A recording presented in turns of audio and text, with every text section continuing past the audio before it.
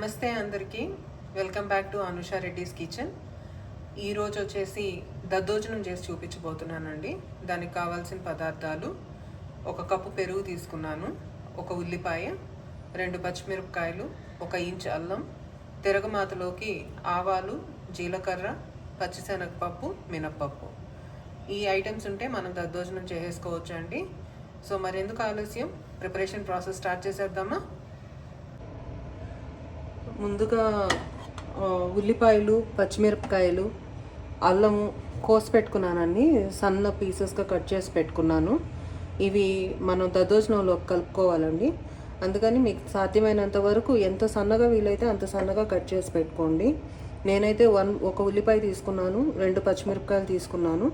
పచ్చిమిరపకాయలు కూడా మీకు ఎంత కారం కావాలనిపిస్తే దాని ప్రకారం ఒకటైనా తీసుకోవచ్చు, మీకు కారం వద్దనుకుంటే. తర్వాత 1 ఇంచ్ అల్లం సన్నగా తరిగి పెట్టుకున్నాను.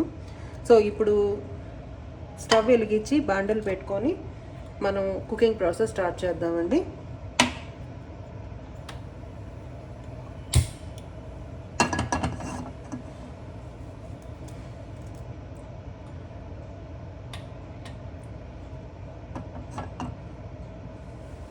సో ఇప్పుడు దీంట్లో కొంచెం ఆయిల్ వేసుకుందాం తిరగమాతకి.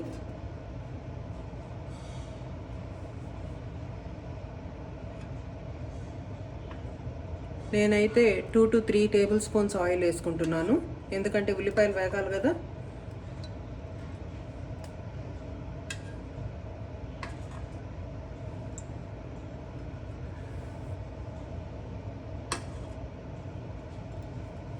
నూనె వేడెక్కిన తర్వాత తిరగమాత వేసుకుందామండి. ఒక 1 minute వెయిట్ చేద్దాం దానికోసం.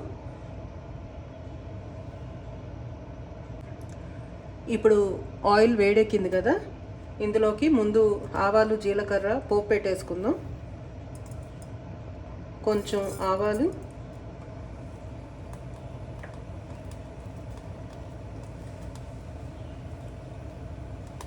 కొంచెం జీలకర్ర,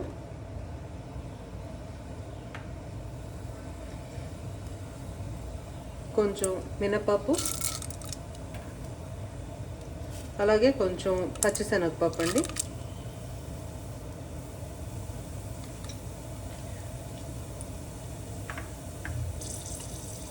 ఇవి ఇప్పుడు బాగా వేగనివ్వాలి.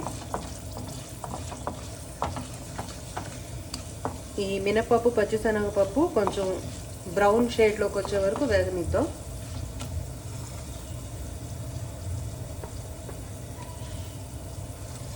జీడిపప్పు ఇష్టపడే వాళ్ళు ఏంటంటే జీడిపప్పు కూడా యాడ్ చేసుకోవచ్చండి. నేనైతే ఇప్పుడు యాడ్ చేస్తున్నాను, కంపల్సరీ అయితే కాదు. కాకపోతే పెరుగన్నం తినేటప్పుడు కొంచెం పంటి కింద కరకరలాడడానికి వేస్తున్నాను అంతేను. సో కొంచెం జీడిపప్పు వేసాను. ఇవన్నీ వేగనిచ్చే వరకు మనం వెయిట్ చేద్దాం. జీడిపప్పు కూడా వేగాలి కదా.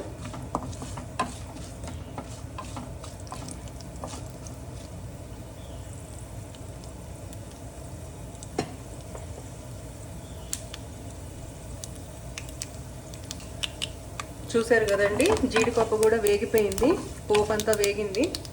ఇప్పుడు మనం కట్ చేసి పెట్టుకున్న ఆనియన్ వేస్తున్నాను.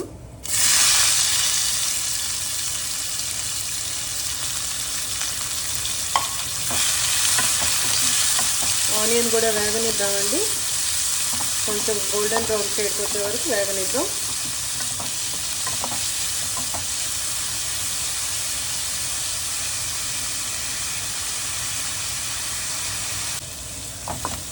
చూసారు కదా, ఆనియన్ కూడా వేగిపోయిందండి.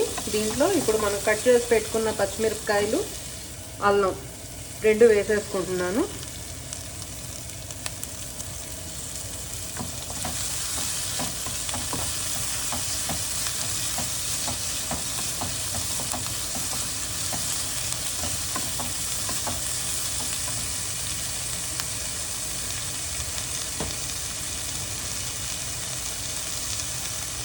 ఇప్పుడు ఇందులోనే తగినంత ఉప్పు వేసుకోవాలండి. నేను 1 పర్సన్కి సరిపడా చేస్తున్నాను, అందుకే 1/2 స్పూన్ ఉప్పు తీసుకున్నాను.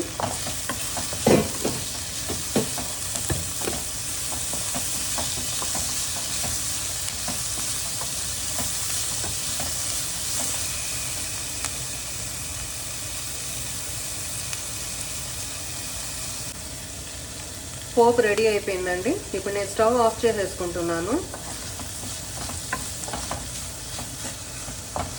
సో ఇప్పుడు ఈ పోపుని నేను తీసి పెట్టుకున్న అన్నంలో వేసి కలుపుకుంటాను.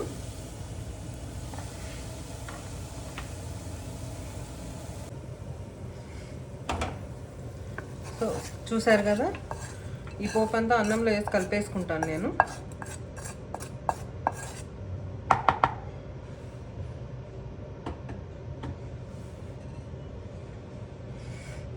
ఇప్పుడు ఇందులో మన మెయిన్ ఇంగ్రీడియంట్ వచ్చేసి పెరుగు అండి. దద్దోజనంకి పెరుగు కావాలి కదా, సో ఆ పెరుగు కూడా వేసి కలిపేసుకుంటున్నాను.